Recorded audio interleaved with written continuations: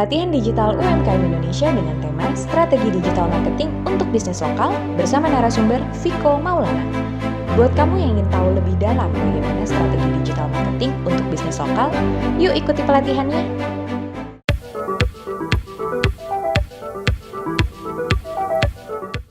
Ya, kalau setahu saya kalau dari minuman ya tentu harus ada PIRT ya, setahu saya ya. Minimal itu dulu. Ibu urus PIRT itu gampang kok urusnya. PIRT kemudian kalau BPOM nilainya bisa menyusul sih, tapi biasanya sih PIRT-nya harus diurus dulu. Itu sambil jalan bisa sambil jualan, tapi PIRT-nya diurus dulu sih biasanya. Dan itu nggak susah kok ke dinas pelayanan satu. Kalau di Palembang nih ada pelayanan satu pintu Kota Palembang, nggak tahu kalau di tempat kota teman-teman ya. Biasanya datang ke situ, kita urus PIRT, dan nanti didatangi sama orang dinasnya, cek-cek sebentar aja udah bisa setuju sih. Tapi saran saya kalau kayak gitu harus diurus sih, karena terkait izin ya. Izin. Kalau perlindungan mereknya gimana, Pak? Kalau mereknya namanya ya berarti ya, namanya mereknya apa, bisa urus brandnya paten. ya. Ya bisa urus paten kan lewat online kan sudah bisa diakomodir sekarang kan. Didaftarkan saja dulu via online, kan ada daftar merek online tuh. Bisa cek juga di website Haki ya, Haki online, bisa dicek, didaftarkan mereknya. Ya, bisa sekitar ratusan ribu aja sih. Oke. Jadi sebaiknya sih dilakukan ya Pak. Tapi kalau masih baru mulai gimana Pak? Untuk level UMKM? Jalan aja Mbak. Gimana Pak? Kalau saya sih gini ya, itu balik lagi kan kadang-kadang kita ada yang baru mulai atau udah belum ada dana ya, sambil jalan. Itu bisa mungkin disisihkan marginnya buat ngurus merek dan PIRT tadi. Kalau misalnya ini bulan pertama nih jualan laku, nah disisihkan marginnya sedikit-sedikit, keuntungan labanya buat ngurus daftar merek sama PIRT.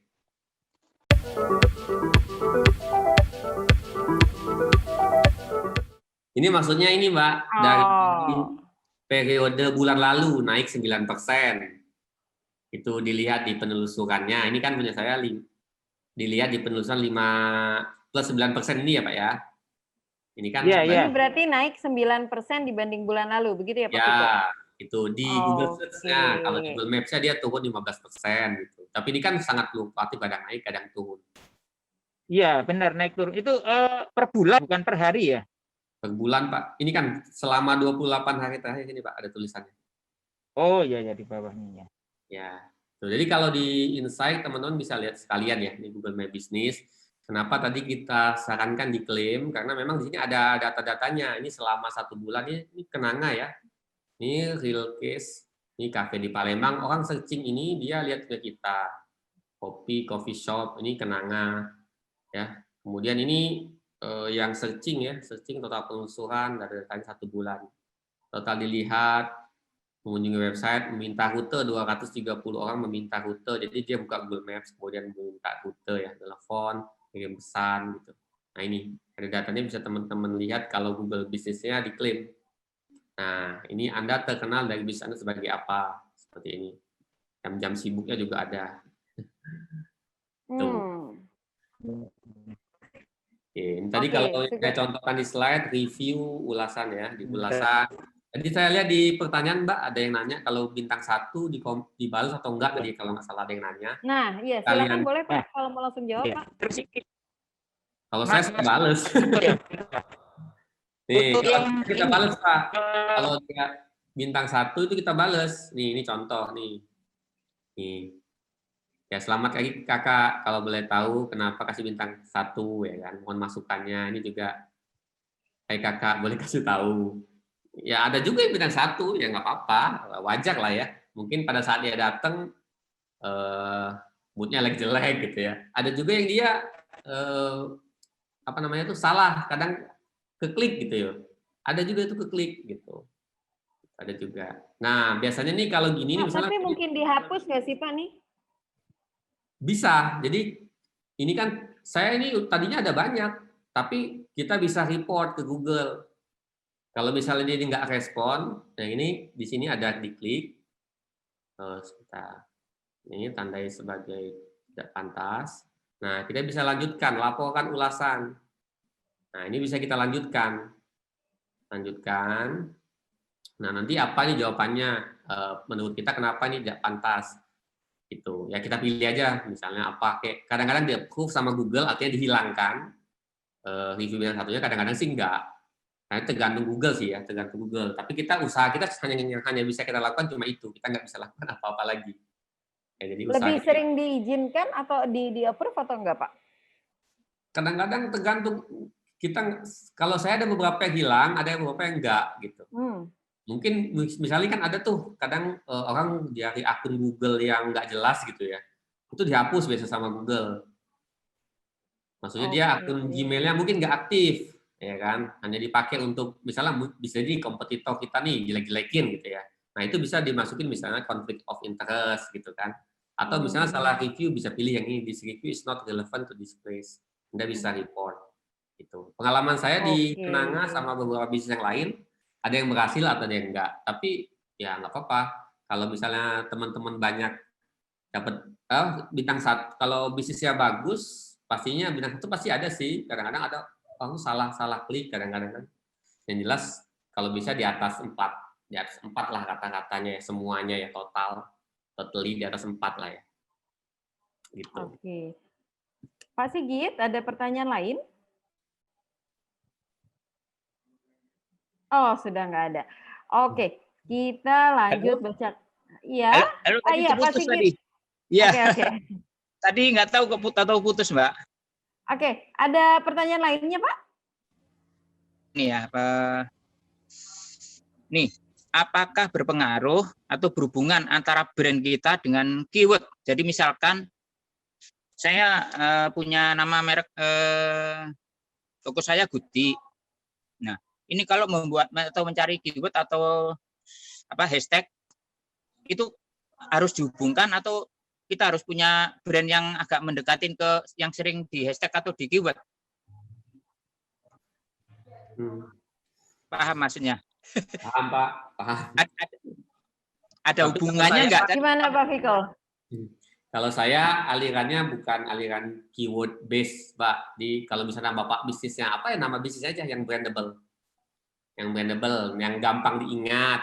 Misalnya kayak saya nih, kenapa namanya Kenanga Coffee? Karena sebenarnya itu lokasi kita itu di Jalan Kenanga, Mbak. Di Palembang itu namanya nama jalannya itu Jalan Kenanga. Jadi nggak pusing. Yang penting gampang diingat lah. Tuh. Nah, apakah dia bisa ranking dengan kata yang bukan keywordnya? Kan pertanyaan itu tadi. Ya, untuk poinnya di situ. Bisa, Pak. Yang kita lakukan itu jadi kayak Kenanga dia bisa ranking dengan keyword kedai kopi Palembang, tempat meeting di Palembang, tentu kan di nama kita di Google My Business pun itu nggak ada. Maksudnya kalau beberapa aliran Google My Business, contoh Pak, ada yang menyarankan menaruh keywordnya di nama bisnisnya ya. Misalnya apa gitu ya. Kalau kita kan kedai kopi nih, Kenanga kedai kopi. Tapi di Google My Business nama kita bukan kedai kopi Kenanga, bukan. Ya Kenanga Coffee and Space namanya. Dan itu bisa ranking untuk keyword tempat meeting di Palembang, bisa. Jadi ada hubungannya tapi tidak harus ya. Maksudnya itu brandnya misalkan hanya Anah itu nggak masalah ya? Nggak masalah sih Pak, nggak masalah, bisa dilakukan semuanya.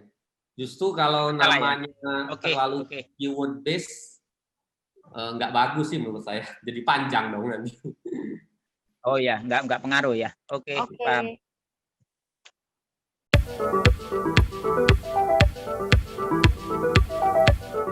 Jadi kalau biasanya Pak, kalau makanan kuliner memang kebanyakan itu di sosial media, karena kan kebanyakan orang biasanya sih di sosial media memang kebanyakan. Tapi balik lagi kalau di bisnis kan ada dua target market ya, biasanya mau bisnis to bisnis atau bisnis to konsumen langsung. Nah, biasanya kalau makanan nih, kalau kayak bandeng gitu kan, memang jarang sih orang googling bandeng. Kalau dia googling pun dia pasti sangat perlu ya, sangat perlu. Ya kan, misalnya bandeng apa? Aku lagi pengen bandeng, aku googling itu kan berarti sangat perlu. Nah, tinggal Bapak Kalau mau target konsumen langsung, bisa tuh dioptimasi di situ. Misalnya bandeng tulang lunak, bisa dibikin websitenya, diiklankan tuh keyword itu saja. Tapi itu pun nanti trafficnya akan sangat kecil ya. Biasanya ya, ini biasa pengalaman saya, trafficnya nggak akan banyak, ya kan? Karena yang nyari, kalau di Google tuh kan batasannya jumlah pencari. Secara natural, yang cari bandeng itu secara volume pastinya nggak akan banyak banget, ya kan? Betul kan? Nggak akan banyak banget kan? Nah, biasanya kalau ke saya, kalau kita ngobrol sama teman-teman di sini, kita kalau buat Google, makanya kita bisa sedikit modifikasi target marketnya. Misalnya Bapak, contoh nih, ini contoh saja ya. Contoh saja, misalnya Bapak bikin peluang reseller atau peluang usaha kuliner, jadi reseller Bapak, ya kan? Iya. Ya, jadi reseller Bapak nih, nanti jadi Bapak keywordnya ya peluang usaha, reseller online, usaha dari rumahan, itu marketnya besar, gitu. Oh iya. Ya kan? Jadi, tapi website nanti website peluang usaha, karena yang apalagi di masa kayak sekarang nih, yang cari peluang usaha dari rumahan tuh banyak, gitu. Produknya, bandeng Bapak sebagai produknya, gitu loh Pak. Iya. Ini contoh saja ya Pak ya. Biasanya kalau di betul. ya biasanya di Google tuh perlu sedikit kalau makanan ya kuliner itu perlu sedikit di repositioning. Kayak saya kan dari Palembang, saya jualan pempek juga Pak. Oh, sama fast food ya. Saya jualan pempek online juga, cuman ada lah brandnya dari sosial media. Saya pakai Facebook Ads, pakai Instagram Ads. Kalau di Google ya gitu, pakai sistem peluang usaha. Oh, Lebih ya. banyak yang Tadi Pak Viko juga tadi sempat discuss juga kan perihal apa yang tadi dibilang di Google itu, sorry bukan di Google, tadi sempat diutarakan masalah update konten yang generik itu daily ya, betul kan Pak Viko ya? Ya, kalau di awal-awal bagusnya sih rutin Pak, tapi kalau untuk di Google nih, untuk di website nih, di website, kalau enaknya digital marketing buat lokal, ini kan buat lokal ya, buat lokal itu kalau website udah jadi, kayak kenangannya udah jadi di websitenya SEO-nya ya, Google-nya, itu nggak pernah diposting lagi. Jadi cuma di awal-awal saja. Optimasinya itu di awal saja. Nanti di lusa kan saya akan bahas tentang SEO ya, di kelas lusa dengan saya lagi. Itu saya bahas lebih detail tentang SEO. Nah itu kita, kalau di website itu cuma awal-awal aja sih. Saat ini kita nggak pernah update lagi di websitenya, tapi kalau di sosial medianya kita update terus. Boleh tahu alasannya kenapa Pak Viko? Saya Karena juga buat website juga. Pertama, tadi kan SDM kita maksudnya nggak bisa handling semuanya. Dan ini kita cuma punya satu orang di Kenanga, itu cuma punya satu orang yang manage aset digital. Jadi cuma satu saja alokasinya. Dia posting di Instagram, ngambil foto gitu kan, nge-handling komunitas kayak gitu cuma satu orang aja gitu. Jadi kita karena udah jadi SEO-nya di googling tempat meeting udah di halaman, ya udah ditinggalin aja. Gitu. Kalau udah jadi dia pasti jalan terus. Sip. Makasih nih pencerahannya.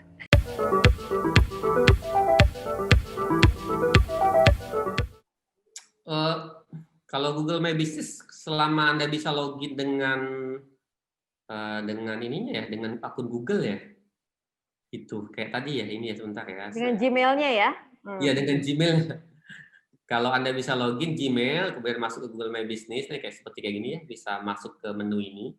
Kalau dari handphone agak berbeda sedikit ya, cuman kurang lebih sama. Artinya Anda bisa lihat postingan, info, berarti Anda Gmail-nya beda.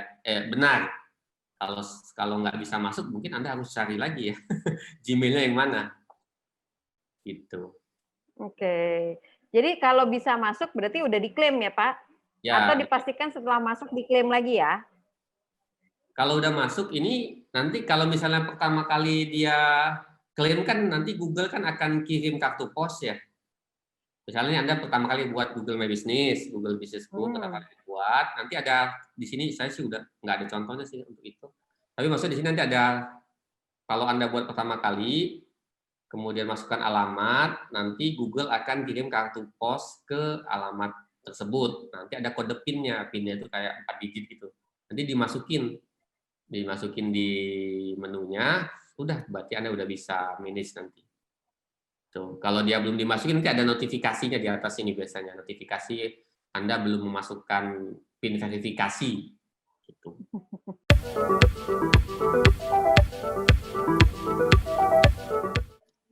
Oke, Kalau pelatihan Zoom yoga, berarti sebenarnya ini kan nggak terbatas pada lokal ya.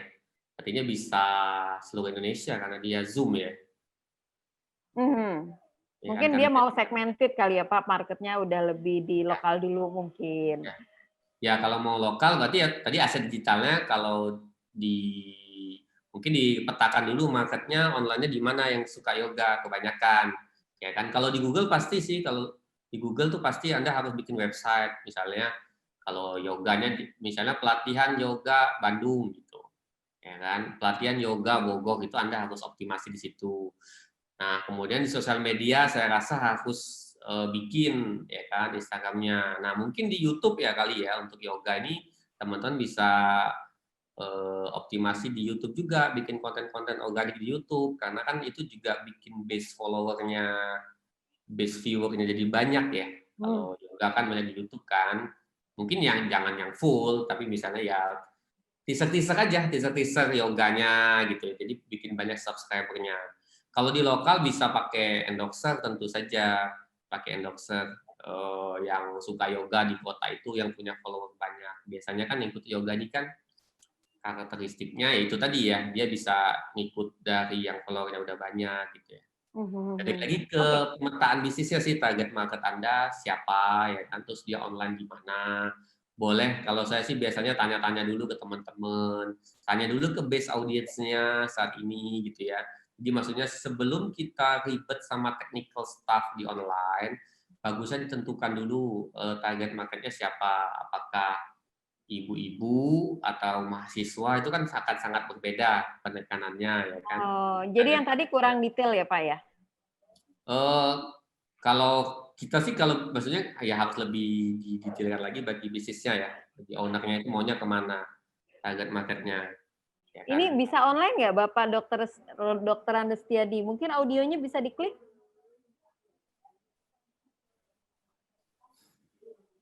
Ya, terima halo kasih, Bapak. Ya, halo. Terima Halo, kasih Pak. Pak Viko ya. Siapa? Jadi target audiensnya memang sekarang tadinya kan offline ya, sekarang berubah ke online. Kemudian sekarang udah coba kerjasama dengan Indonesia Belajar, kemudian Canon segala macam. Sekarang ini lebih segmented lagi untuk yang bekerja lah, yang bekerja 20 sampai 45 tahun ya, wanita sama pria yang kurang berolahraga begitu. Berarti Kurang olahraga tapi peduli sama kesehatan, karena ini kan ini Mbak Indri, Mbak Priana ketawa-ketawa nih. Jadi perlu ikutan ya, juga nih Mbak Priana kalau ya. kurang olahraga, iya kurang olahraga tapi peduli kesehatan itu agak sulit memang Pak. Karena iya, yang peduli kesehatan biasanya olahraga, betul Pak Miko ya? Iya, jadi di kantor juga sebenarnya bisa. Saya ajarin juga yoga di kantor secara duduk gitu. Waktu itu udah beberapa kali saya gratisin ya, gratis gitu ya.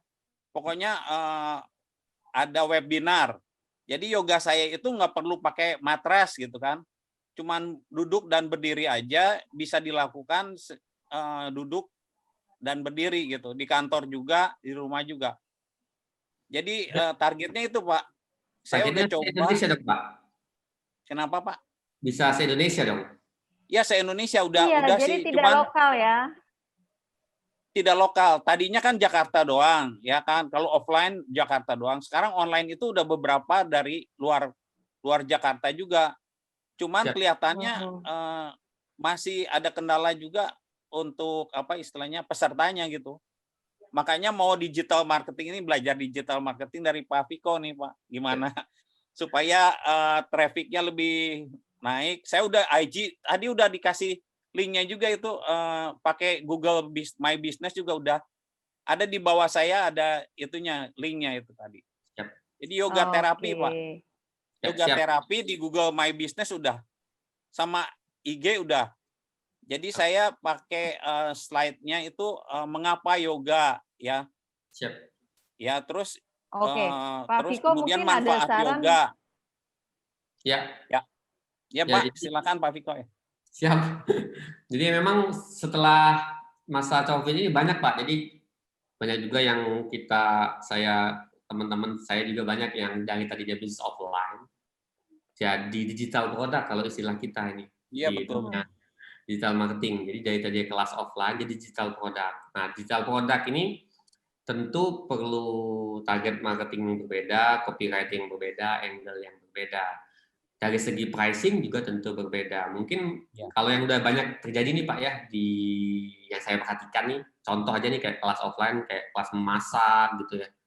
Itu kan nggak ada, selama COVID kan kayak di Palembang aja itu udah nggak ada kan. Jadi dia berubah jadi kelas online dengan harga yang murah tapi faktor kalinya banyak, jadi omsetnya dia dapat banyak juga, lebih banyak malah gitu.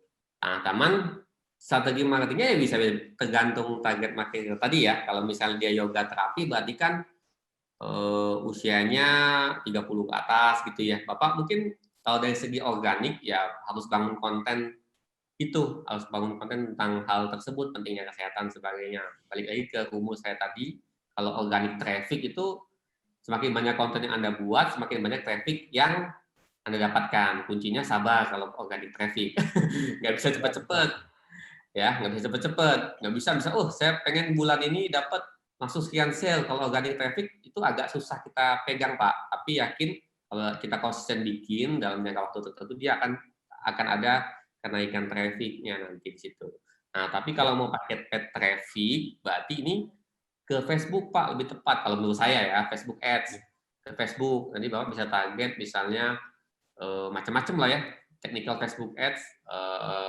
Intinya dari segi kalau saya biasanya bilangnya itu istilahnya itu copywriting anglesnya mau ambil apa yang tadi kan yang males olahraga itu nggak Pengen kurus misalnya ya. ya pengen kurus itu kan ada angle-nya juga Pak. Nah, angle pengen kurus dengan yoga, angle lebih sehat dari apa atau bebas sakit. Nah itu harus di testing. Kalau di paid traffic itu harus testing. Cuma memang hasilnya bisa lebih cepat dan bisa di scale up dengan budget kalau dapat campaign yang bagus gitu.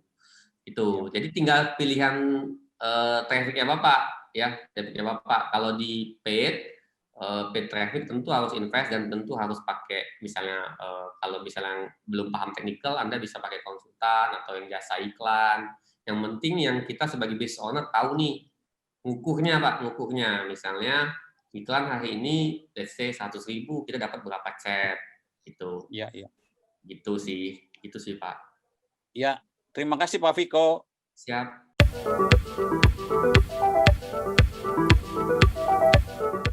Kalau saya sih pertanyaan biasa yang saya tanyain ini ya, jadi what problem you are trying to solve ya. Jadi permasalahan apa yang produk Anda selesaikan gitu. Itu dulu sih. Dan kemudian siapa yang mengalami permasalahan itu. Nah, Pak, itu boleh pakai contoh kasus nggak Pak? Contoh kasus misalnya kayak langsung aja ya kayak kenanga kan. Kenanga tadi biar nyambung kan. Contoh kasusnya permasalahan apa yang saya selesaikan di kenanga itu tadi susah cari tempat meeting yang enak nyaman di Palembang awalnya ya karena itu permasalahannya. Jadi permasalahan kita bukan kopi enak, bukan itu. Target market kita bukan orang yang mau cip kopi enak ya, tapi mau orang yang mau meeting, kerja. Nah, itu. Kemudian ke demografinya setelah itu. Ke demografinya umur kisaran berapa yang mengalami masalah itu gitu. Profesinya apa? Apakah anak kuliah atau orang yang udah kerja atau ibu-ibu atau bapak-bapak, ke demografinya gitu. Baru kemudian ke USP-nya, unique value apa yang Anda ingin angkat gitu. Unique value apa yang ingin Anda angkat. Nah, kalau kayak di Kenanga misalnya tadi kan tempat meeting, kemudian demografinya itu anak kuliahan sampai 30-an ke atas gitu ya, tapi tidak di bawah 40. Nah, unique value-nya apa ya? Internet kan, unique value internet. Maka ketika saya bikin tempat Kenanga, yang saya cari pertama adalah bukan lokasi di tengah kota, bukan, tapi tempat mana yang bisa ada koneksi internetnya high speed, itu sampai 100 Mbps, itu dulu. Karena itu value utamanya, gitu. Gitu sih, Mbak. Jadi harus mengenali benar-benar produk kitanya apa gitu ya Pak ya, kelebihannya ya, supaya bisa tahu marketnya yang mana.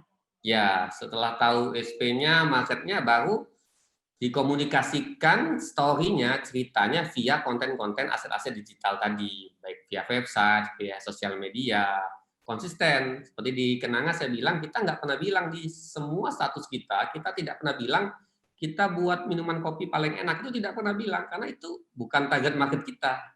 Gitu.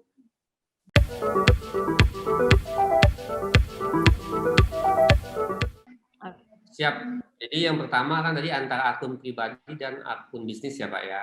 Kalau saran saya selalu bedakan antara akun pribadi dan akun bisnis. Walaupun di awal mungkin akun kita pribadi yang banyak interaksinya, konsumennya awal tetap kita harus bikin akun bisnis ya, akun bisnis. Nah, karena target marketnya akan berbeda tuh nanti ya.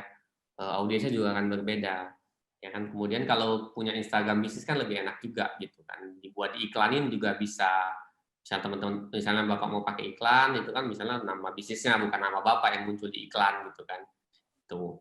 Nah, kemudian kalau untuk kontennya memang di awal kan tadi balik lagi, kalau organik itu kita harus kasih konten. Nah, konten itu bukan berarti sebanyak-banyaknya tentu.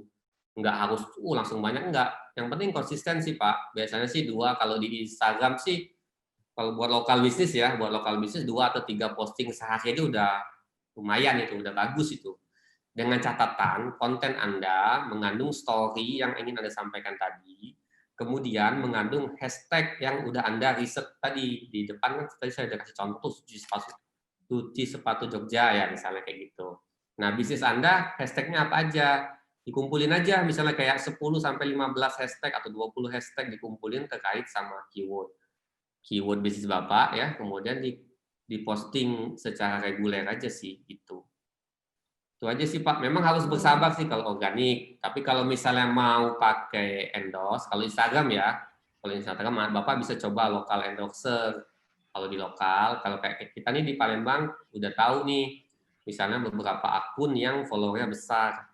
Nah, kita bisa saya pernah waktu itu pakai buat launching sebuah produk, misalnya saya list 10 Instagram lokal ya, 10 Instagram yang followernya agak gede di Palembang 10. Nah, saya bayar mereka buat endorse dan itu kita posting misalnya jam 8 1, jam 9 1, jam 10 1, jam 12 1. Jadi sejam satu. Nah, itu lumayan reach-nya langsung ke akun lokal kita, ke akun bisnis kita. Itu sih Pak. Kalau mau cepat tentu harus endorse atau pakai paid traffic ya kalau mau cepat. Tapi kalau mau pakai organic traffic ya harus bersabar tadi, dengan nggak harus banyak posting sih, yang penting kontennya, story-nya sama hashtag-nya kalau di Instagram. Oke, siap. Satu lagi Pak Viko. Ya Pak. Untuk akun Google My Business, saya sudah buat dari tahun 2016. Cuman kan memang selama ini saya dari kos-kosan lah.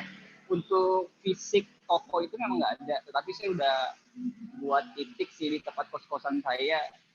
Nah, apakah emang itu tetap dipertahankan? Karena memang sampai saat ini saya pelayanan jasa tidak memiliki toko, tetapi di akun Google My Business itu ada, dan beberapa kali sih memang orang datang telepon kok nggak ada tokonya. Nah, ini pertanyaan saya, apakah tetap dilanjutkan Google My Business itu, apakah ditutup aja, takutnya nanti membuat orang kecewa atau bagaimana?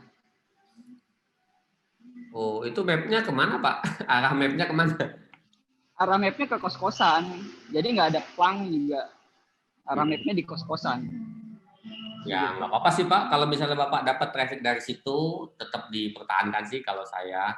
Nggak apa-apa, yang penting kan ada ting telepon. Mungkin kalau yang akses maps belum bisa dulu saat ini, mungkin suatu waktu ke depan bisa kontak tempat buat jadi lokasi kan, nanti kan di Google My Business bisa diubah kan alamatnya kan ke map point yang baru gitu loh. Nggak apa-apa juga sih dipertahankan, yang penting kan tetap dapat traffic dari situ. Oke, terima kasih Pak Viko.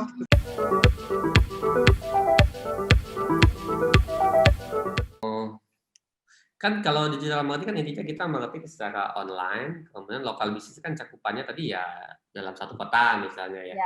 Jadi balik lagi ke aset digital yang tadi. Jadi kalau misalnya target market kita di Google ya kita pakai aset digital yang ada di Google. Kalau target marketnya ada di sosial media ya kita pakai aset digital yang ada di sosial media. Itu aja sih. Kalau tools-toolsnya ada banyak sih tools, misalnya untuk untuk riset keyword, untuk riset hashtag. Cuman menurut saya kalau di lokal ya, balik lagi yang lebih penting adalah target marketnya siapa, story apa yang Anda sampaikan, konten yang Anda deliver itu kayak apa. Jadi sebenarnya tidak perlu riset keyword. Dari pengalaman, tidak perlu tool ya, tidak perlu tools untuk macam-macam lah ya. Tools dari Google, tools dari Instagram itu udah lebih dari cukup kok buat lokal bisnis. Jadi maksimalkan yang ada dulu ya Pak ya. Iya, karena Oke, banyak pertanyaan kedua. ya karena banyak teman-teman UKM udah sibuk dengan tools, sibuk pakai tools technical things lah ya, sibuk pakai technical things, tapi dia secara message marketingnya nggak sampai, jadi ya percuma juga.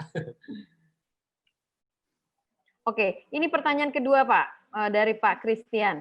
Pak, boleh minta rumus target market yang baik Pak saat beriklan biar tepat sasaran dengan modal kecil dan untuk segi bisnis kecil seperti kuliner. Oke, kalau di kita, kalau contoh di Kenang aja lah ya, langsung aja contoh. Kalau di kita, kalau ngiklan, itu kita tidak pernah misalnya hanya mengiklankan datanglah ke Kenanga gitu, nggak pernah begitu ya. Story-nya tidak pernah datanglah ke Kenanga, ini nggak pernah. Jadi kita selalu buat, kalau ngiklan nih ya, selalu buat offer, misalnya buy one get one hari ini, atau apa. Jadi kita bikin event, kita bikin aktivasinya apa, programnya apa, baru programnya itulah kita iklankan. Gitu. Jadi jelas gitu loh. Misalnya sewaktu masa pandemi ya, awal-awal PSBB nih, awal PSBB di Palembang kan juga PSBB nih, Mbak. Jadi tutup dong, kita tutup dong. Kita tutup sebulan memang, kita juga kena tutup. Benar-benar tutup, Pak? Iya, kan nggak boleh buka, Pak. Oke. Dari Pemda nggak boleh, didatangi Pol PP malah.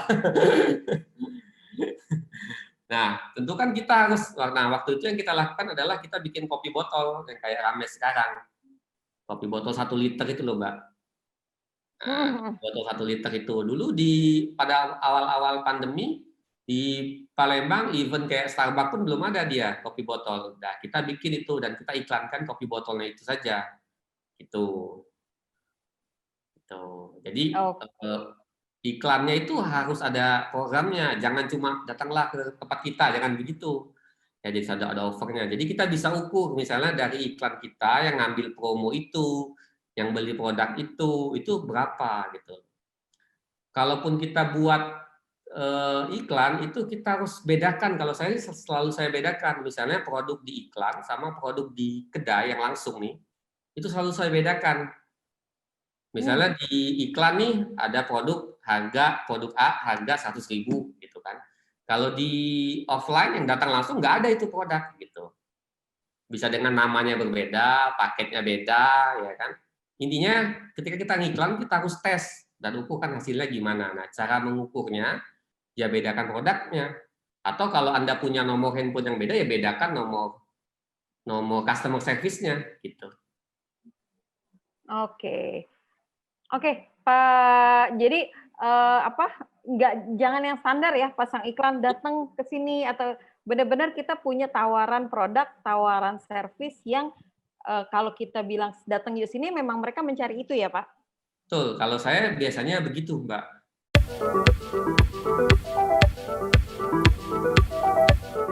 Susah ya pertanyaannya. Beda-beda. Beda-beda ya, Mbak. Tanya aja lah. Iya, coba. Oh, beda-beda. Mending memang langsung aja komunikasikan ya, Pak ya. Karena treatmentnya dari masing-masing itu juga beda ya. Oh. Ya, langsung aja. Nggak ada patokan persentasenya berapa ya, tergantung industrinya apa, ya kan produknya apa juga gitu ya. Ya tergantung suppliernya juga.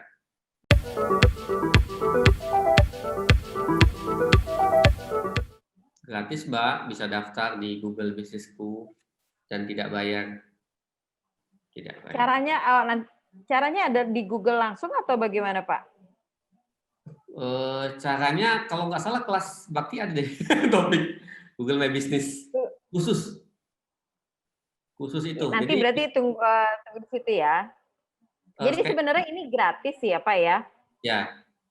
Langsung aja di Google My Businessku buka Google sign up, nanti ikuti tahapan-tahapannya. Kalau nggak salah tahapan pertama itu isi alamat, drop poinnya, ya kan kita isi drop poinnya. di mana mapnya di mana. Nanti setelah diisi alamat, Google akan kirim kartu pos ke tempat kita. Biasanya jangka waktunya itu 2 minggu sampai 3 minggu. Kalau di kota besar 1 minggu sampai. Nah, kadang-kadang lama nggak sampai. Ya, banyak nih, tadi ada juga yang nanya tuh, nggak sampai-sampai kartu posnya. Nah, kalau kartu posnya nggak sampai, coba Bapak, Ibu-Ibu, teman-teman itu cek di kantor pos. Cek di kantor pos, datangin aja kantor posnya. Kalau di sini ada di kantor pos utama, di sini tuh datang. Biasanya memang Pak Pos, kan ini via pos ya, pos Indonesia maksudnya ya, pos Indonesia. Datangnya kantor pos, biasanya minta aja di situ, ada biasanya, kalau nggak datang. Nah, kalaupun dia maps kartu posnya nggak datang, Bapak Ibu nanti bisa email ke supportnya Google My Business. Saya pernah verifikasi via email, itu bisa kok. Bisa. Oke. So, nanti kalau teknisnya yang kesulitan bisa via chat nanti ya. Oke, kan ada sesi konsultasinya ya Pak ya. Ya. Pak, kita waktunya sudah mepet. Boleh dikasih review atau apa ya, resume dari materi Pak Viko hari ini? Oke, teman-teman semua. Ya, jadi kalau dari strategi digital marketing untuk lokal bisnis, dari pengalaman saya dan apa yang saya lakukan, saya juga hanya sharing saja. Mungkin tidak semua yang saya lakukan ini works ya di bisnis Anda, karena bisnisnya kan beda-beda ya, target market juga beda-beda. Balik ke teman-teman semua, pertama-tama yang harus dilakukan adalah tentukan target market, kemudian di mana dia online, kemudian kalau udah tahu, bangun story-nya, dan deliver story-nya lewat aset digital yang ada di market kita online tersebut. Nah, kalau untuk organic traffic, kuncinya adalah konsisten. Kalau untuk paid traffic, pastikan selalu tes dan ukur. Kemudian jangan lupa kumpulkan dan manfaatkan data pelanggan. Itu aja sih, Mbak. Terima kasih. Terima kasih Bapak Ibu. Begitu paparan resumenya sedikit. Nanti kalau masih ada pertanyaan-pertanyaan yang belum terjawab, ada sesi konsultasi dengan Pak Viko itu besok hari Kamis 12 November jam 1 sampai jam 3 sore waktu Indonesia Barat. Nah, saya juga mau ngasih info sedikit. Jadi ini November, kalau Bapak Ibu pernah dengar Hari Belanja Online Nasional, itu Harbolnas di tanggal 12/12 nanti. Jadi jika ada UMKM yang sudah punya website, yang sudah bisa membangun websitenya sendiri, bisa mendaftar di Harbolnas, di websitenya ya Bapak Ibu, harbolnas.idea.or.id. Di situ Bapak Ibu bisa mendaftar jika sebagai peserta Harbolnas nantinya akan ada subsidi promo dari sponsor, jadi bisa menjual produk dengan lebih besar promonya supaya konsumen juga lebih tertarik membeli, jadi transaksinya lebih besar. Terima kasih sekali lagi Pak Viko, saya mohon pamit juga Bapak Ibu, mohon maaf jika ada kesalahan dan kekurangan, saya kembalikan ke Mbak Ririn. Silakan Mbak Ririn.